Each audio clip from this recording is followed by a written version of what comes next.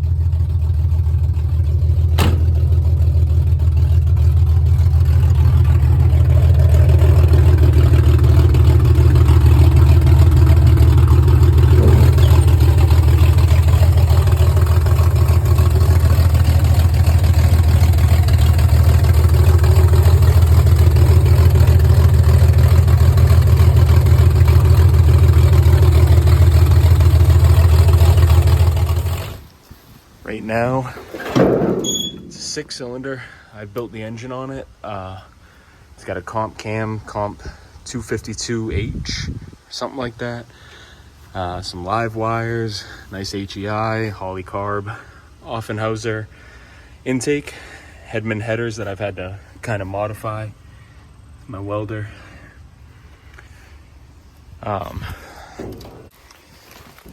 The interior is a huge work in progress. There's a lot of stuff in here. It's actually a square body seat, square body Chevy seat. You know, it's as complete as you're gonna find one of these old trucks, I'm assuming. It does definitely have, you know, the typical rust spots, but we don't care about that. It's okay if it's a little ugly. So right now it's like 25 feet long, you know. So what we're gonna actually do is cut it. We're gonna move the rear, all the suspension, all the stock leaf springs. We're gonna move it up to about here. Probably have the axle center around here somewhere, and I'll show you how we're gonna do that. My goal for this truck is just make kind of like a cool cruiser type thing. I do have some axles. These are International 4700 low pro axles. They're from like 97 International, 8 lug. And then I do have a rear diff back here too, also from the same truck. So what we're gonna do is we're gonna move these leaves forward. I'm gonna chop it about here. I'm gonna move this entire section up. I actually already have a line marked for axle center. And then we're gonna keep the stock leaves, but I'm actually gonna have a spring shop nearby, take a bunch of leaves out if they're still usable. He was kind of explaining to me that some of these kind of get screwed up over time. And if these are still good, he's gonna take a few of the leaves out. But if they're complete garbage, then he's just gonna remake the whole pack for me. Remake custom U-bolts for the size and length we need and stuff. And my buddy actually works for a machine shop, so I've already taken apart the drive shafts that go back. But what he's gonna do is make me a custom drive shaft to go from the 300 straight 6 back to the International axle. And hopefully we can get pinion angles right and stuff like that, and figure all that out. But yeah, so that's the current plan for this. You know, hopefully, you know, in the next month or so we can kind of get it up and moving around under its own power. We're gonna have to figure out brake lines. We're gonna have to figure out the mounting for the front axle. Figure out what we're gonna do with steering, or if anything even hits. A big problem with these trucks is this. It's a 6 lug. It's 6 on 8 3/4 bolt pattern, which I guess is reserved for a lot of older military stuff. and they are tube tires. And tube tires are kind of a pain to find this size, or they're super expensive. So what the plan is with this international front axle, when it gets underneath this, I'm going to have updated brake systems, because we'll have a disc brake, we'll have parts that we can actually purchase, wheels and tires that you can get anywhere, and it should improve the stance of this a little bit with bringing the wheel pretty well flush with the fender, if all goes well, because these wheels super sunk in. It's old school farm truck stuff. And same goes for the back. These tires, they're pretty bad. They're ugly. As far as brake parts for these, you're not going to find these on a shelf anywhere. You might be lucky and find a complete axle used from someone, but you're taking a gamble with the brakes being since 1965. They could be shot on that too. But yeah, so let's get cutting this frame up, and I'll show you what the plan here is and how to measure everything out, at least the way that I'm going to do it. I can't promise you guys that this is the right way to do it. I've never done this before, but it seems pretty short and sweet. So I'm going to take a measurement from the back axle up to, a predetermined point. I was thinking 36 inches on each side, so I can get past this cross member, and also where this dips in, because this kind of goes up at an angle. You can see it better on this side. What I'd like to do is keep that, so when I re-weld it up here, the height is the same, and it should make it pretty easy. The other thing I'm going to have to account for is there's holes on both sides of the frame, so some big finger holes here that will be cutting around. So I'm actually going to go underneath that, even though the distance from the top down will be different than the distance from the bottom up. That's not that big of a deal. It might look a little funky, being that this is, I believe, a 5-inch gap versus a 4-inch gap. But I think once it's all welded up and stuff, you're not really going to notice it anyway. So first off, I'm going to jack up the back half, get it on jack stand so that when I cut it, it doesn't drop from the back. And then we're going to use this cherry picker for the front half of it, and hopefully it doesn't do anything too crazy. And this should go without saying, do as I say, not as I do. Don't jack stuff up in dirt. Don't put jack stands on stuff like this. For now, it's not that big of a deal because it's just this section, but when we get to the front, I'm using this. It's probably not the right tool to use for this, but I'm going to try to be as not sketchy as possible, hopefully. But we'll find that out as we go. But definitely do as I say, not as I do. This isn't safe. So what I got going on here is I put a straight edge across this, at least kind of straight. It's probably not the right way to do this, but whatever. Drew a line at the edge of the cab. So the 65 F100 long beds, they had from the back of the cab to the center of the axle was 54 inches. So what I did is I just measured from the back of the cab, 54 inches back, made a line. And what I'm using, you should probably use like a speed square or something like that. I got this. I don't know where I got it, and I don't know where my speed square is. So this is gonna have to do for the day. Just put the straight edge on it, made a mark, then made a mark down the frame. Same thing. This is just a reference point. We're not gonna be cutting this. So I wrote axle center. It's kind of hard to read, but just trust me. It's there you go, axle center. So what I'm gonna do is measure now the center of this axle. And again, just a kind of approximation. We're not gonna be putting a bed or anything on this from a truck. So it's not like the measurement really makes a huge difference, especially when we're having someone make the drive shaft from scratch. So it doesn't really matter, but I just want to keep it the same just in case we ever do a long bed from an F100 or something and make our own custom, fender flares to kind of stick it out like this guy's out, because the bed would end here, so it'd look kind of funky. But either way, you know, just by eye measurement is pretty good.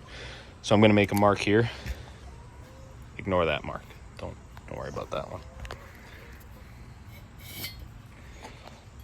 And then what I'm gonna do is, that's about the center line of this axle. You know, seems close enough. I'm gonna measure up until we get to that kick down, like I was explaining. And again, the magic number here is about 36 inches. It's kind of hard to tell, but the kick up ends here, so that gives us about 2 extra inches to play with.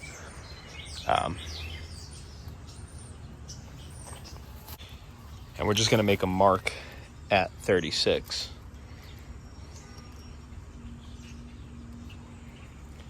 So that's where the center of the Z notch is gonna end up being. We're just gonna try to match the center lines. And then we're gonna move up to the front. And since it's 54 inches, what we're gonna do is subtract 36 from 54 and then measure back from the cab to that point. And what we got there is 18 inches. So that'll be the center of the Z notch on this side. So I just made a mark at 18. I went up 4 and down 4, or vice versa. I went up 4, so 22 and then 14, and just made marks there. Because what I'm gonna do is an 8-inch Z notch section. And that's pretty comparable to the height of this. This is about 9 inches, but you know, make it a nice even 4 and 4 on each side. So what I did here was I took my straight edge, my speed square thing, whatever you'd call this thing, and then made a line at 18, made a line at 14, and made a line at 22, and followed those straight down.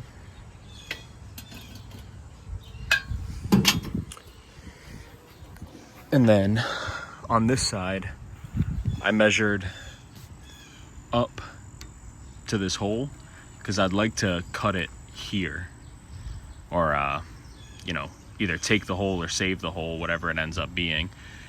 And I measured up from here to here, made a straight line across that as well. So it's kind of hard to see here, the glare. And then what I'm gonna do is figure out, am I gonna cut here so I have this kind of Tetris piece, and then on the flip side I'm gonna keep this and cut these, which is probably what we're gonna do here since we have this big hole. So I'm just gonna put an X just for my own knowledge, so I know what I'm gonna do is I'm gonna cut straight here, cut down, cut over, cut down, and that'll make our little Z guy. But first what I'm gonna do is support this section, so when I do start to cut, the whole cab isn't gonna, you know, flip over on me. Or where we're working, at least.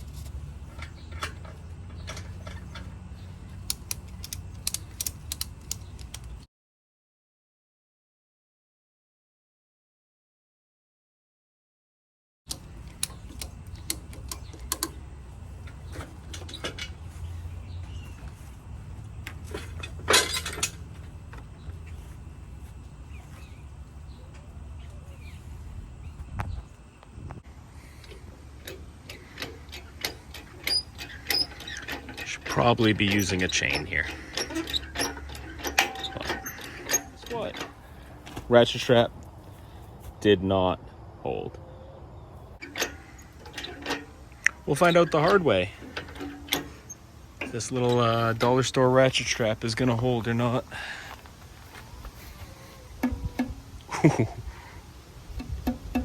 That sucker's tight. Oh, I also found my speed square and a paint pen, so you can see what we're doing here a little better.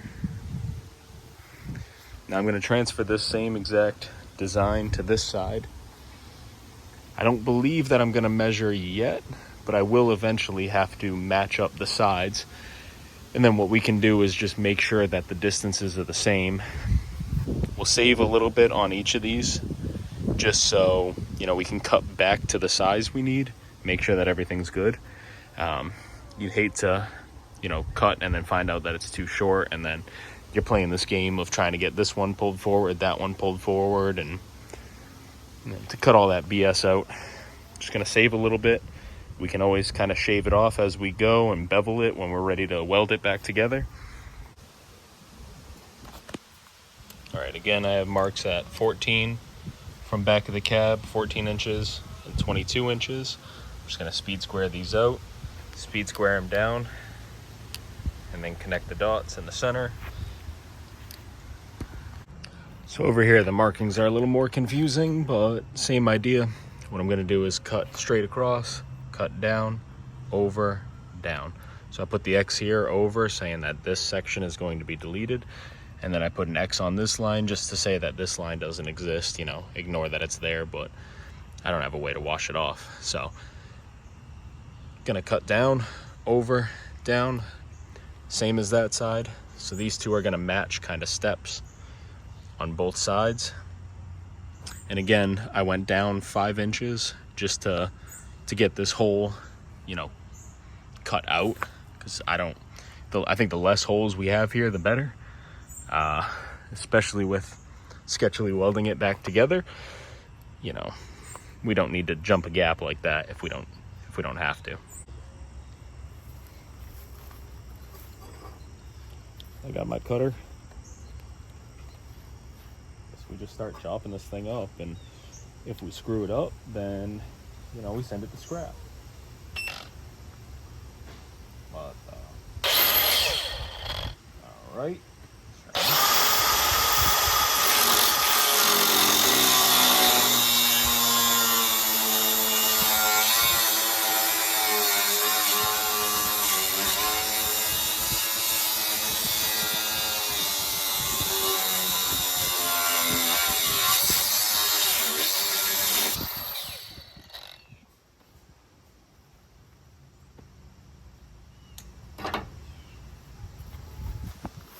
I had to stop there for a minute and get my safety specs on, because eyes are important.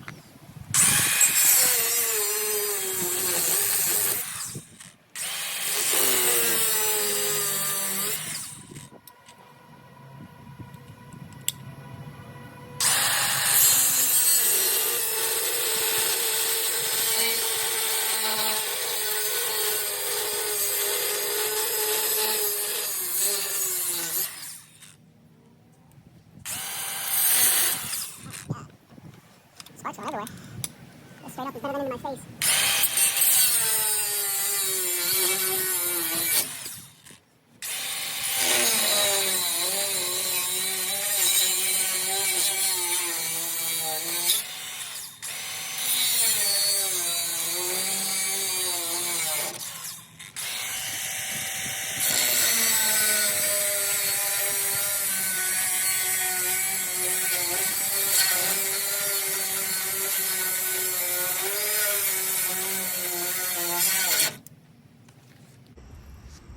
Also, for what it's worth, I don't know if this is heat treated. You're not really supposed to do this on heat treated frames. I don't really think I care, but just, you know, you should probably find out about your own project if you're trying to do this. This is my first time, so it's gonna look a little bad. We can clean up all the cuts as we go, but, you know, if your frame is heat treated, don't do this.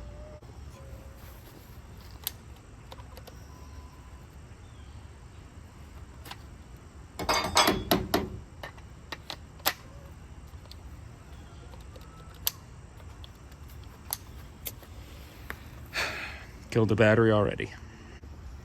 Make sure you smoke your blades down to the filter.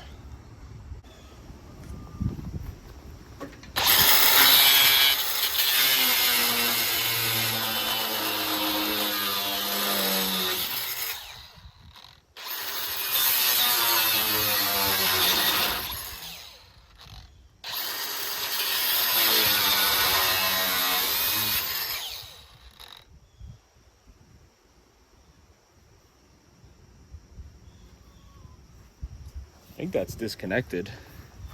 Guess we'll find out.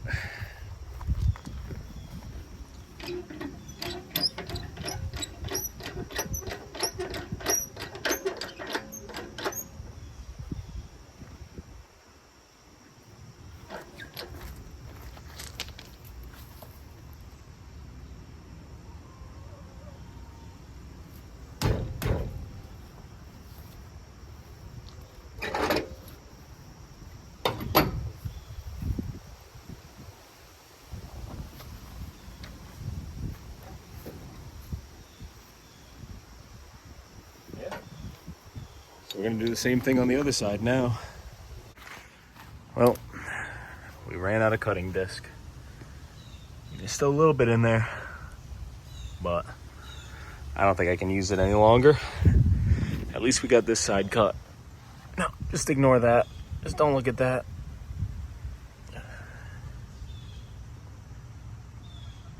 It's straight enough that we can, take a little bit extra. We can kind of pretty this thing up a bit before we re-weld it. We're gonna have to do matching ones on the back, which is gonna be interesting. I might, cut a portion of this or something and see if I can transplant it over there so I can get exactly the same, or just really double, triple measure it out. But for now, it's gonna have to stay like this. I'm running out of daylight and got to pick up some more of these guys. The gods have blessed us with one more cutting disc. I'm gonna see if I can blast through this in the 5 minutes of time I have left, and then we'll call it for the day.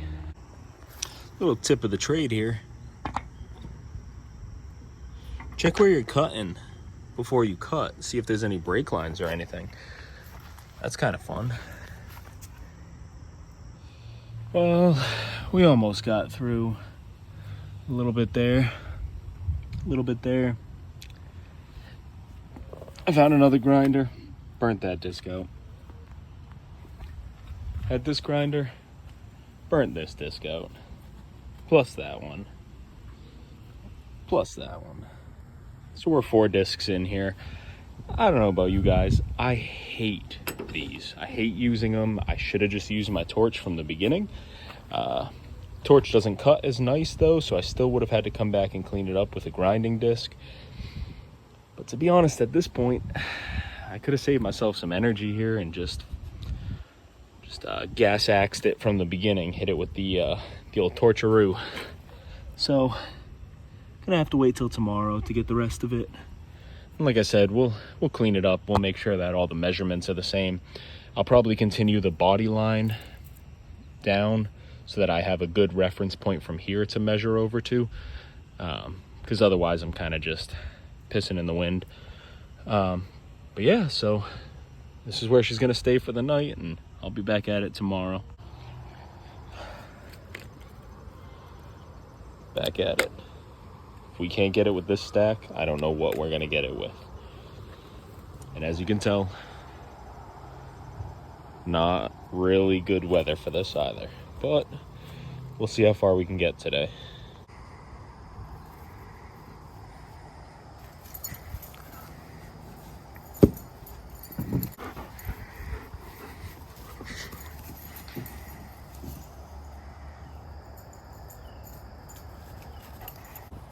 Well, guess what? Ratchet strap did not hold. Don't do this, folks.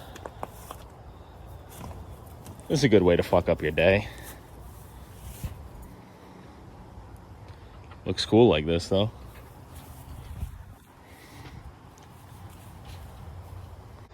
Well, instead of doing what's right, I went ahead and doubled down. That's 2 ratchet straps. You know, these ones are a little newer, so maybe they'll be a little more pliable. Look, mama didn't raise no punks, so I'm gonna see if this works.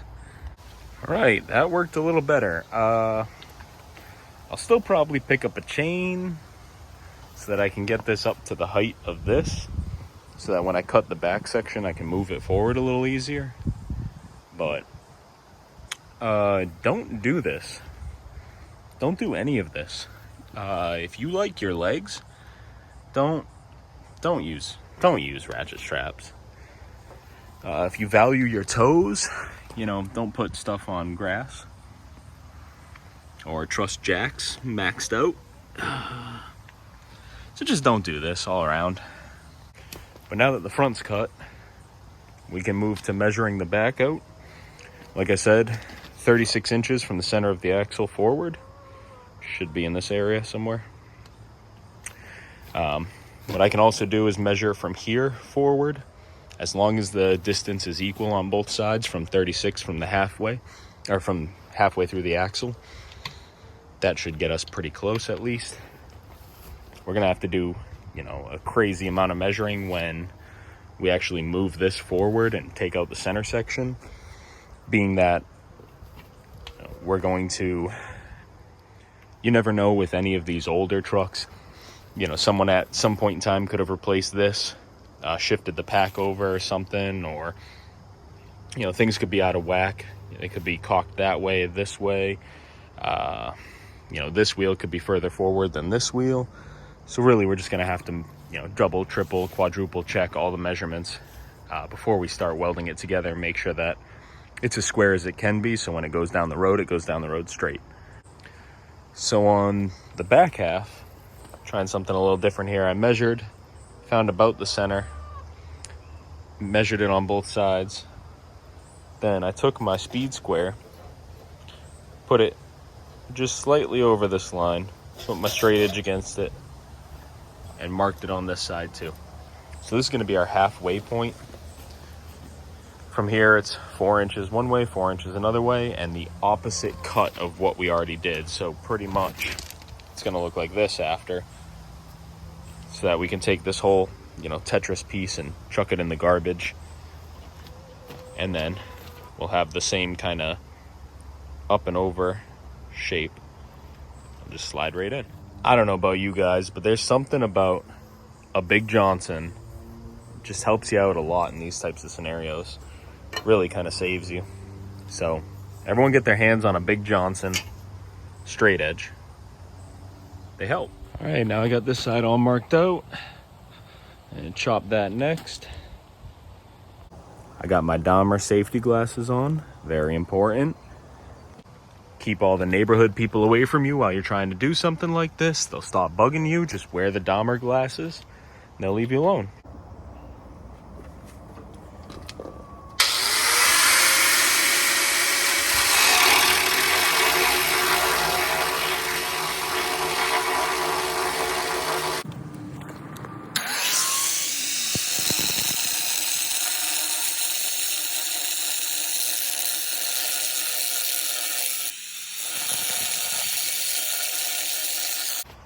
So I saved the top cut for last.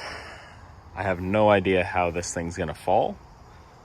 The front might come forward, it might fling backwards. We're gonna find out together.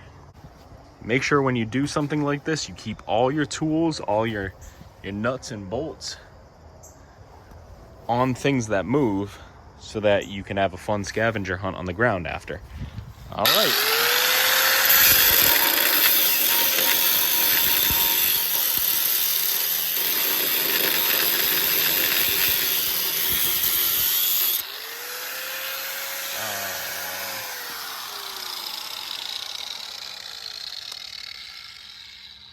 That's kind of uneventful. Uh-oh.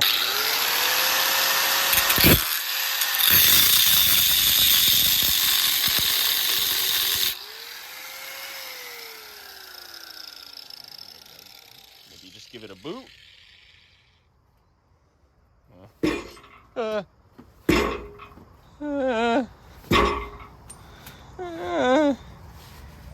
right, so that little nub is holding all this on.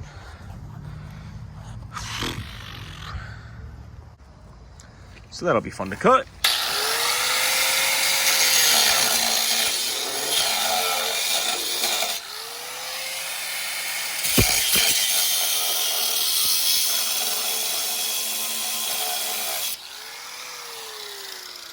Kind of like cutting with the chainsaw. This thing starts to go, you just jump out of the way. Throw your tools, jump out of the way. All right. Oh.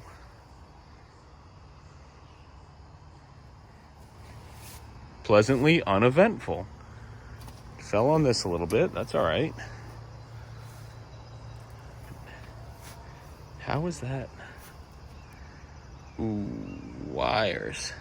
Oh, and brake line. That's all right. We don't need those where we're going.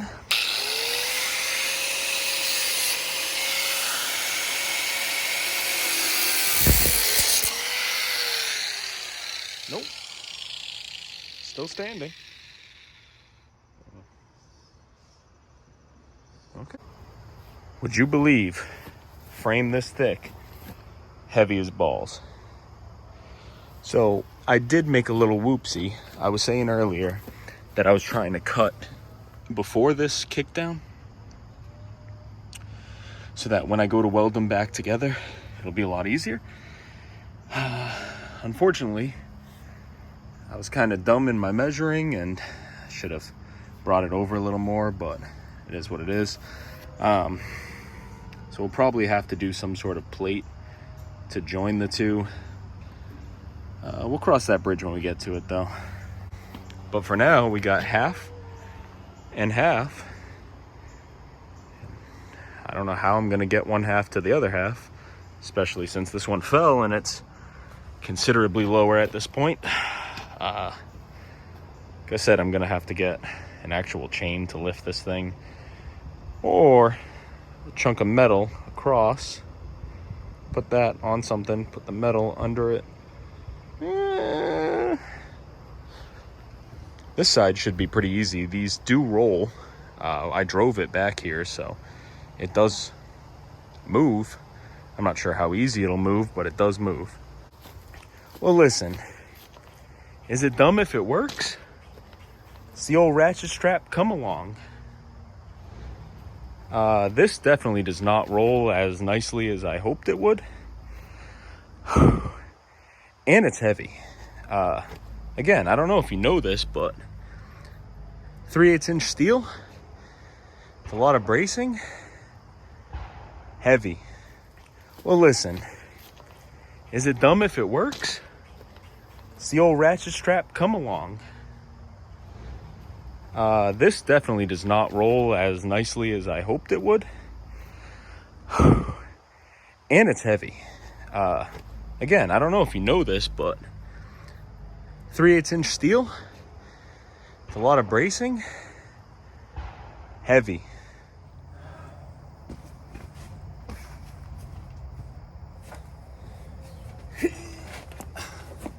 Fucker.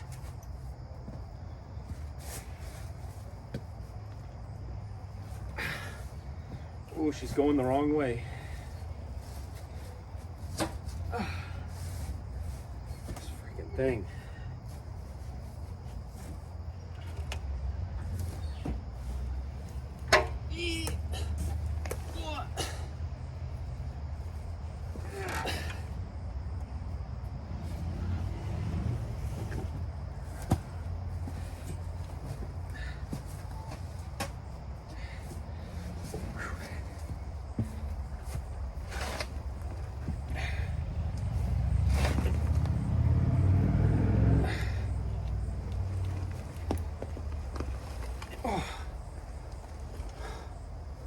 Almost there. Oh. Okay.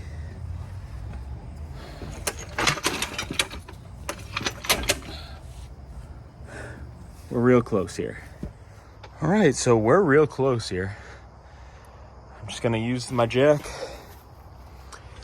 pick up the whole body, pull it this way a bit. I might move these out of the way for now, just so I have working room. We're almost there though. And I'll save you the cool view for once I have these lined up, but this thing is looking sick. Here she is. Call it Stubby.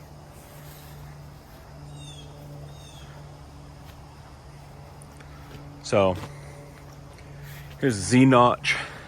We're gonna have to do a little work cleaning it up, making sure everything lines up properly. It's kind of a pain because we're on unlevel ground, so to get this lined up, even to tack it in place, is gonna be kind of fun. But all in all, can't hate on it too much. I mean, that is really bad. We're not gonna look at that. It's nothing a grinding disc can't fix, but here she is before the axle swap.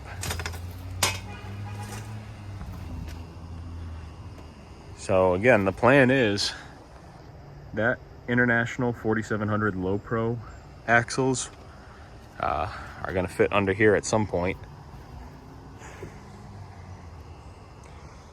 Drive shaft angle we're gonna have to figure out. Drive shaft length, custom drive shaft. Gonna have to do custom U-bolts. We might have to mess with the leafs, but as far as Z-notch goes,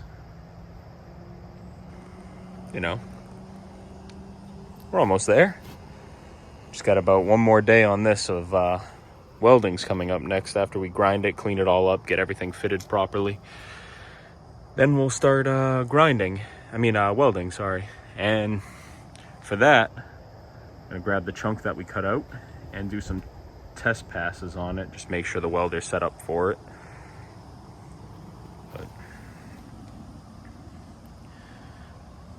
Well, as you can tell, I decided to go a different route. Remove the leaf springs. I'm gonna go see if I can get some custom ones made, or at the very least take a couple of leaves out. And of course it's raining again. This is actually the following day. I didn't record any of this because it's just a fight the whole way. I can tell you there's a pin there for grease fitting on the lower end. The upper end is just a pin. Same thing goes with the back. I cut it from the inside, so it looks like the pin's still there, but I'll bang that out in the next couple of days. But then you just cut off U-bolts and the leaves just slide out. So I might as well get this diff out of here now. This way I can actually line this guy up a lot easier. I still can't lift this on my own. So I got the cherry picker here. I'm gonna try to do some sort of lift with the cherry picker to kind of get it in the spot that it needs to be in. And then hopefully this weekend I can start welding it in. I gotta clean up all these edges, make them look pretty. All right, so I got the frame pretty well lined up, and I'm about to start tacking it on. So here's what we got going on for this mobile welding rig. I'm on 110, which isn't very good. It's probably better to be on 220, but I don't have 220 at the house. So just 110. Sucker's cranked up to the max with 035 welding wire. Cranked up. So yeah, we'll see how it goes. Again, as you can tell, there's no gas bottle or anything, so yeah, you could probably guess I'm using flux core. I think it'll be good enough for what we're doing here. I mean, not like this is a super important part of a vehicle or anything, but we'll just let the next guy worry about that. So I V'd out a little bit just so I can tack it in place. I'm gonna drop my little hoist system here, try to close up all the gaps, and then what I'm gonna do is I'm actually gonna bevel both sides of the cut. Probably do like a 45-degree bevel and just kind of take the material down a little bit so I can do more than one pass. This stuff is thick. It's like 3/16. I'd say between 3/16 and 3/8. Sorry. Geez, 5/16 and 3/8. Kind of having trouble mathing today. So it's a little thick for a 110, but we're gonna try to make it work. And there she is. I'm sure it's a little cold. I'm sure there's gonna be a lot of people that say this isn't the right way to do it. But I got the front pass done. I might throw a second one over it. I don't want it to be too lumpy or ugly. I kind of want it to look ugly in a way, but I guess like a well done ugly. I'm gonna have to weld the inside too. I'm sure it didn't penetrate far enough. You know, it is what it is. All right, passenger side, all done. Around driver's side, all done. Got to pretty it up and paint it, but you know,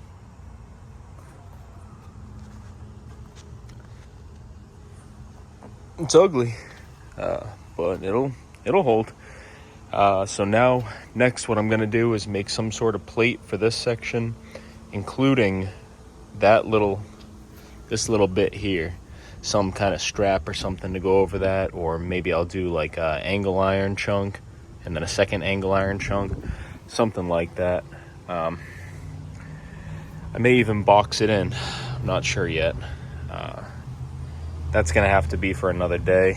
I mean, right now, both sides need a little attention. You know, don't look at all this. But both sides need a little bit of attention. There's like a bit of a drop there. This side is a little bit less because, I fucked up measuring, but we're not gonna worry about all that. Next up is figuring out suspension components. I'm not gonna reuse the old leaf springs because they are cooked. But what I do have, and it's gonna be a little interesting, so I guess the old leaf springs, they'd come down and they just kind of rested on pins on each side. So they didn't actually have an eyelet to hold the rear end in place. What it has is this little extra kicker that comes off and bolts in here. And that makes it so the rear end doesn't, go anywhere crazy.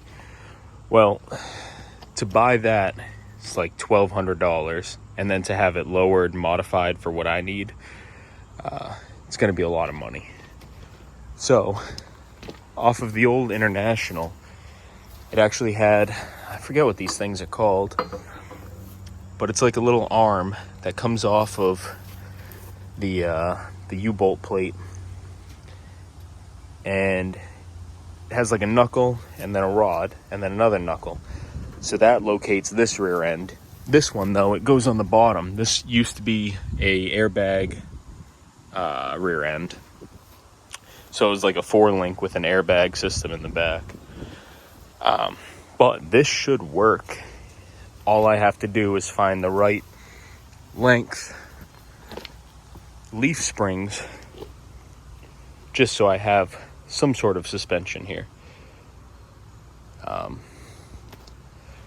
It's kind of a pain in the ass, but we'll figure it out. You guys might want a little sneak peek of it with the International axle underneath. Look how fucking sick that is.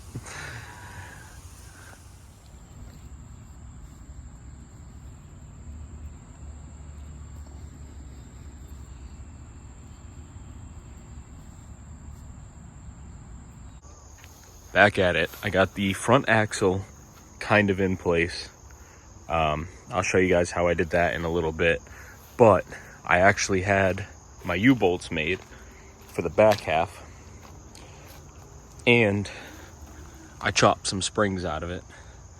So there was another pack to these springs that came down another like 4 or 5 inches, plus a I forget what they called it, but it was like some sort of trailing arm type thing, but it was a leaf spring that bolted into here.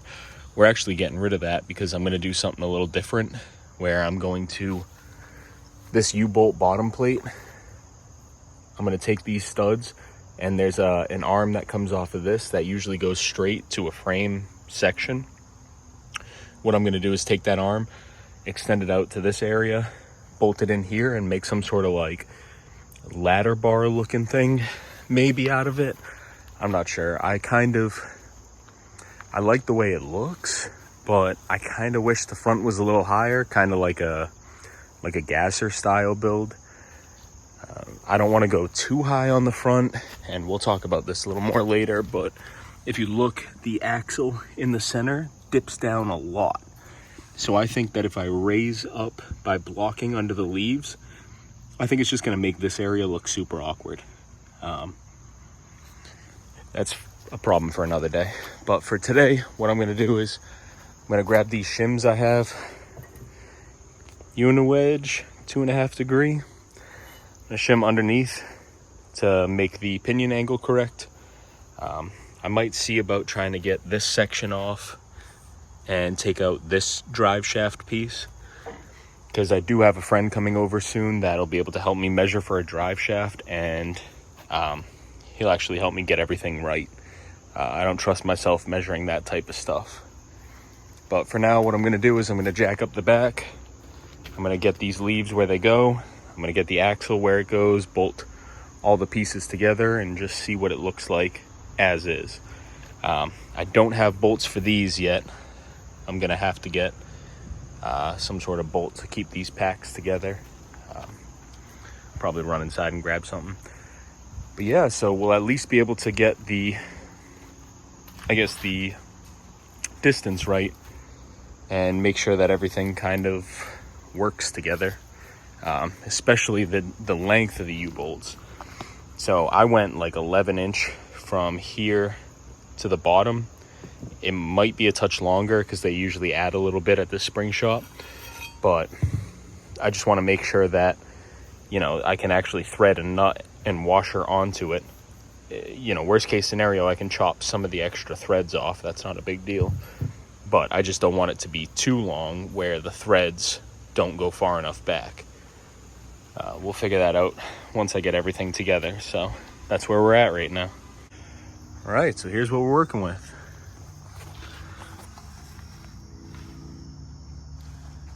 So we got a couple of problems. First and foremost, the bracket or the U-bolt lower mount hits the brake caliper, which sucks. I'm probably gonna have to take a little grinding thing and just grind out just a little bit right there, just to clearance that enough so it can go all the way up. Issue number 2 is this gap here shouldn't exist. So this gap needs to be filled in with something. I'm thinking a little bit of plate steel or something. It should only be about 1/2 inch, if anything. The gap is 3.5, and these leaf springs are about 3 inches. So if I just get a 1/2 inch sheet of steel and kind of maybe put a couple of like little tabs on it just to hold it from moving in and out. Once I tighten that down, it should be pretty good. But that's what we're working with. It's coming together pretty well. Like I said, next up I'm gonna have to build something that locates the axle where it needs to be. For that, I'm gonna have to do a bunch more measuring, get everything perfect. But then I'll build an arm that connects here. It's gotta stay straight. And then right about here, I'm thinking maybe put some sort of like arm that comes down to hold it. I'm not really sure where I'm gonna put that yet. It might be here, it might be further forward. Figure that out as I go. I can make that arm as long as I need to, as long as it stays straight, just to locate this axle when it goes up and down or back and forth. It's not, you know, slapping one way or another. It's got to be pretty firm and measured out pretty perfect. But all things considered, it's coming out really cool. I hope I don't hate driving it when it's all said and done. That'd be kind of a bummer, but it feels pretty stiff so far, even with the leaves removed. If I put all my weight on that, I can't get it to bounce. I've stood on it, jumped on it, and I can't get any flex out of these leaves. It might be a good thing, might be a bad thing.